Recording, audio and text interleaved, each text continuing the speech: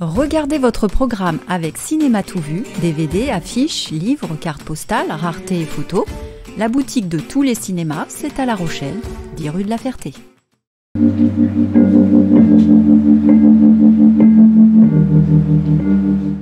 Un piano et quelques notes de musique live, une scène que l'on avait presque oubliée. Mais il y aura bien des Francopholies de La Rochelle en 2021, le festival est officiellement maintenu. Mais en attendant, ce sont aux artistes du chantier des Franco de faire leur retour sur les planches. Une sensation que November Ultra attendait de retrouver avec impatience. Ça se passe super, c'était incroyablement émouvant de remonter sur scène. Ça fait tellement longtemps qu'on l'a pas fait. C'est fou, c'est très émouvant. Ça va appuyer sur plein de cordes sensibles, de travail et en même temps de plaisir total. Et être entouré de musiciens, de professionnels de la musique qui ont une approche très bienveillante et pas tu dois faire ça, tu dois faire ci, mais plus qu'est-ce qui va dans ton sens et qu'est-ce qui va être le mieux pour toi. Du coup, vraiment, c'est 3 jours incroyables et puis autour de la mer, quoi. Vraiment, l'océan, c'est merveilleux.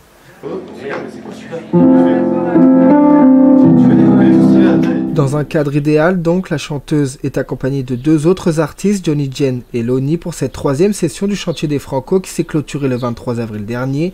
Une vraie aventure dont l'objectif pour ces jeunes talents est d'aiguiser leur album et leurs morceaux.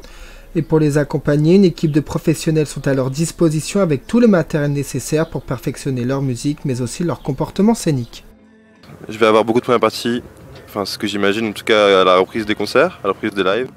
Et alors on travaille sur un set de 25 minutes. Donc on a fait des choix aussi de ne pas mettre toutes les chansons forcément, quelles chansons mettre, pourquoi. Et il faut aussi qu'il y ait des morceaux où je sois au piano, des morceaux où je sois à la guitare et d'autres simplement debout avec mon micro. Donc voilà, on essaye de faire le tri et d'essayer de faire en sorte que ça soit le plus efficace possible, quoi. J'avais déjà fait une semaine auparavant en septembre et où j'avais déjà appris beaucoup de choses sur le corps, sur même ma voix que je connaissais pas du tout et où mon live avait vraiment beaucoup évolué. Et donc là je pense que je suis arrivé avec une idée un peu en tête de ce que je voulais, mais j'ai des personnes aujourd'hui ici, ressources pour vraiment mettre en œuvre tout ça, quoi. Donc avoir, comme je disais, un live de 25 minutes carré qui fonctionne et que je peux jouer à la fois dans des salles, des premières parties de 50 personnes, de 300 personnes, etc. Pour Loni, c'est une première au chantier des Franco. Pour elle, les axes et les ambitions de travail sont un peu différents. C'est l'occasion de se questionner, de se remettre en cause. Et là, on a un petit peu tout déconstruit, on a questionné un petit peu les arrangements, mais globalement, ça se centre surtout sur des côtés son, plan de scène aussi. Et puis ma voix, mon chant, moi j'ai un peu des enjeux entre le fait de jouer à la fois dans un groupe et à la fois de porter un propos en tant que chanteuse. Et donc voilà, j'apprends à me concentrer pour faire les 2 à la fois.